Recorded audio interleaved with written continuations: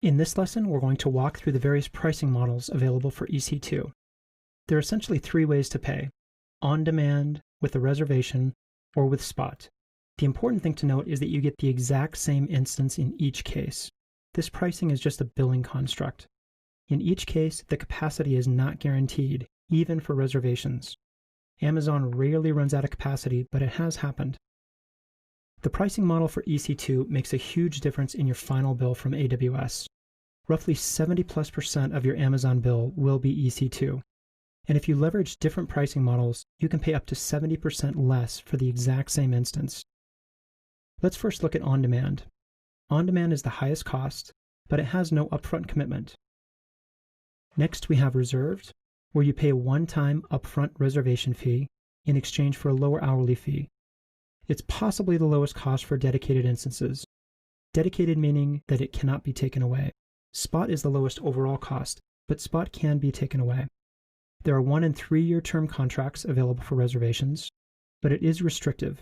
A reservation must specify a particular AZ, a particular instance type, a particular platform, be it Linux or Windows, and a term of 1 or 3 years. Let's look more closely at reserved instances. The best thing to think of is plans. We're all used to buying everything on plans, houses, cars, and so forth. If you have a down payment of nothing, you have to pay for the whole product. With a different plan, you can pay more upfront in exchange for a lower ongoing payment. This is sort of the same thing that happens with Amazon. If you have no plan, you're essentially doing on demand. But the Platinum, Gold, and Silver provide a higher down payment initially for a lower ongoing cost. The reality is Amazon uses these terms high usage, medium usage, and low usage.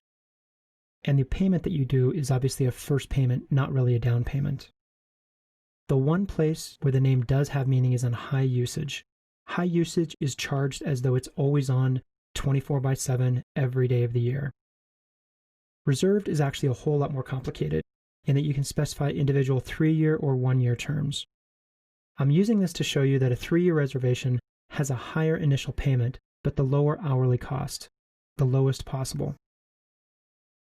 One thing you can consider with on-demand and reserved is mixing them together. This gives you a good balance of cost savings and flexibility. Here we have that well-known daily curve that looks like that. This could be a web product that you've had running in your system forever. You can buffer most of your capacity with reserved instances and supply the rest with on-demand. The question always comes up, how do you apply reservations? And the answer is always, you don't, Amazon does. If you have a reservation for a particular instance in a specific AZ of a specific type with a specific OS, Amazon applies that reservation automatically. You're always charged the lowest rate possible. Or are you? In some cases, customers have found that on-demand can be cheaper than reserved. The reason for this is Amazon continues to cut pricing. They've cut prices 21 times in the last 4 years. Customers have looked at this trend line and figured out that over 3 years, on-demand could actually be cheaper. That's if the trend line holds up. Again, past performance is no indication of future. If you do buy the wrong reservation, you can now sell it on the Amazon Reserved Instance Marketplace.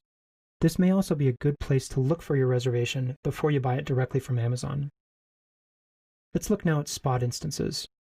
The biggest difference between spot instances and on-demand and reserved are that on-demand and reserved are stable. Amazon cannot intentionally shut your servers down. Of course, Amazon could experience problems and your on-demand and reserved instances could go down, but Amazon doesn't do it on purpose. With spot, they will do it on purpose. With spot instances, you're essentially bidding for unused capacity in a data center. If your bid gets filled, you get the instance. If, however, the spot price goes above your bid, you're going to lose that instance without warning. Amazon determines the spot price rather than the market. Amazon, of course, uses the supply and demand available on an AZ to determine that price. But if you're like me, the first time you saw this, the big question you ask is, if I can lose the instance at any time without warning, why would I ever want to use spot? There are good use cases. For example, batch jobs, offline processing, or big data analysis. EMR or Elastic MapReduce, which is essentially Hadoop in AWS, can use spot for the worker nodes, saving a ton of money. You can also use it for throwaway environments, such as testing and development. You can also use it for buffering user-facing web traffic. This is a very advanced use case, but let's explore it next. Similar to the previous graph we reviewed showing on-demand and reserved, each showing a part of your overall web traffic, you could also use Spot as so, with reserved at the bottom, on-demand in the middle, and Spot at the very top, serving the peak only. Some of the best practices for Spot are to break your work into the smallest pieces possible and return useful results as soon as possible.